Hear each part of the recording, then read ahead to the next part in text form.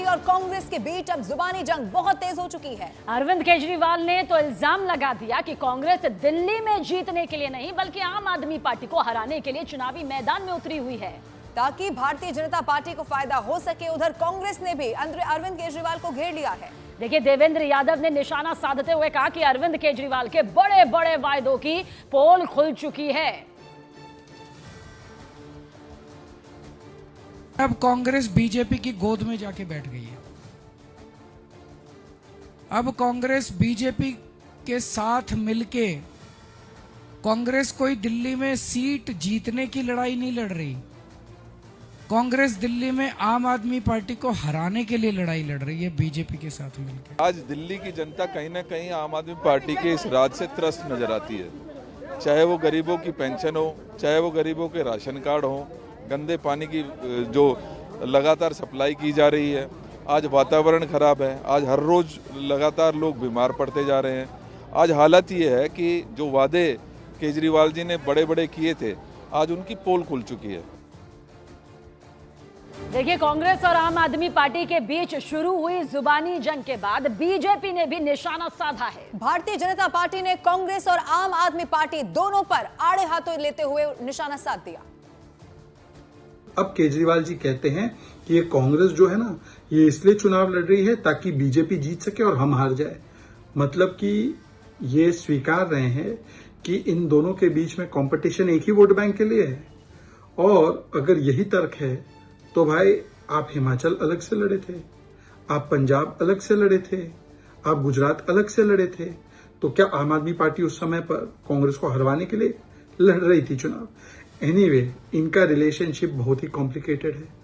इसको कहे तो सिचुएशनशिप है। और राहुल गांधी एक बार फिर से दिल्ली के दंगल में उतरने को तैयार हैं। आज वो सदर बाजार विधानसभा में एक बड़ी रैली करने वाले हैं। दिलचस्प बात यह है कि राहुल गांधी इससे पहले सोमवार को नई दिल्ली सीट पर अरविंद केजरीवाल के खिलाफ पदयात्रा करने वाले थे, लेकिन आखिरी मौके पर उनकी तबीयत खराब हो गई और इसी का हवाला देते हुए पार्टी ने उस पदयात्रा को टाल दिया और बताया ये गया कि जल्दी नई तारीख इस पर तय हो जाएगी।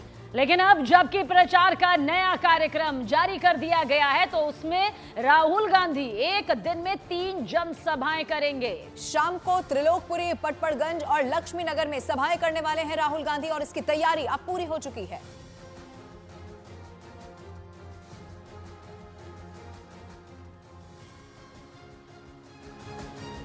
और नई दिल्ली से बीजेपी उम्मीदवार परवेश वर्मा ने आम आदमी पार्टी को घेरने के लिए ऐसा इल्जाम लगाया कि विवाद ही खड़ा हो गया। परवेश वर्मा चुनावी दौर में पंजाब नंबर की गाड़ियों की बढ़ती तादाद पर फिक्रमंद दिखाई दिए हैं। तो वहीं पंजाब के सीएम ने बीजेपी पर कुछ इस तरह से पलटवार कर दिया।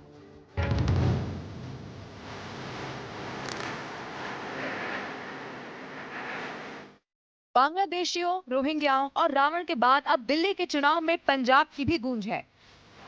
हॉट सीट नई दिल्ली से बीजेपी के उम्मीदवार परवेश वर्मा का इल्जाम है कि राजधानी के चुनाव में पंजाब की सरकारी मशीनरी का बोलबाला है और नेता तो नेता, पंजाब के मुलाजिम भी मीलों दूर आकर आम आदमी पार्टी के प्रचार में शिद्दत से लगे हैं।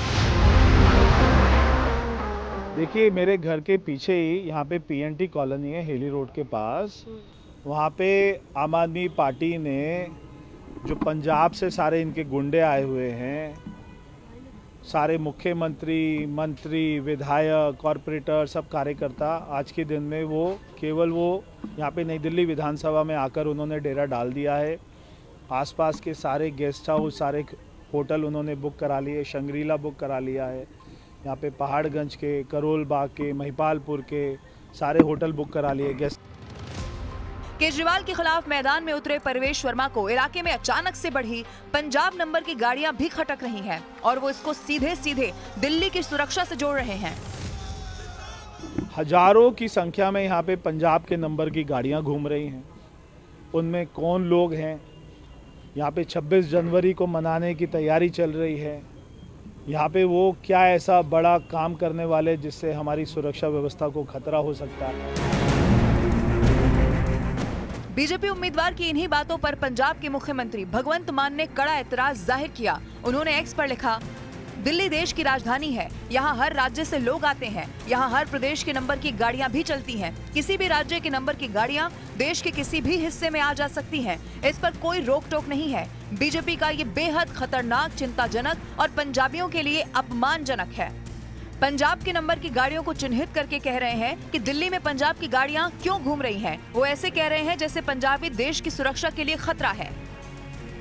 भगवंत मान यही नहीं रुके, उन्होंने परवेश वर्मा के बहाने पूरी पार्टी को ही घेर लिया। उन्होंने लिखा, ये मेरे और देश के हर पंजाबी के लिए बेहद अपमानजनक है। आज हर पंजाबी बेहद पीड़ा और अपमान महसूस कर रहा है। अपनी गंदी राजनीति के लिए इस तरह पंजाबियों की देशभक्ति पर सवाल उठाना ठीक नहीं है। अमित शाह जी, आप न देश के बॉर्डर को सुरक्षित रख पा रहे हो और न ही दिल्ली को। इतने हजारों बांग्लादेशी और रोहिंग्या पूरे देश में आ रहे हैं, आपको उनसे दिक्कत नहीं है, लेकिन पंजाब से दिल्ली आने वाले पंजाबियों को आप देश के लिए खतरा बोल रहे हो। आपको पंजाबियों से माफी मांगनी चाहिए। बीजेपी और आप ही नहीं उलझ पड़े हैं, बल्कि कांग्रेस को भी लगता है कि पंजाब का दखल तो है। नहीं, पंजाब के लोग घूम रहे हैं। मेरे पास खुद फोटोग्राफ्स हैं। पंजाब पुलिस के लोग कुछ कैंप्स में कैंपेनिंग कर रहे थे। मैंने भी यहाँ अपने एसएचओ साहब को भी मैंने भेजा है कि इसकी तहकीकात की जाए। संदीप दीक्षित पहले भी दिल्ली चुनाव में पंजाब की सरकारी मशीनरी के बेजा इस्तेमाल का इल्जाम लगा चुके हैं, जिस पर एलजी ने जांच के हुक्म भी दिए। लेकिन अब जिस लहजे में बीजेपी ने पंजाब की गाड़ियों की तादाद को दिल्ली की सुरक्षा से जोड़ा है, उससे नए सवाल और भारी बवाल दोनों तय है।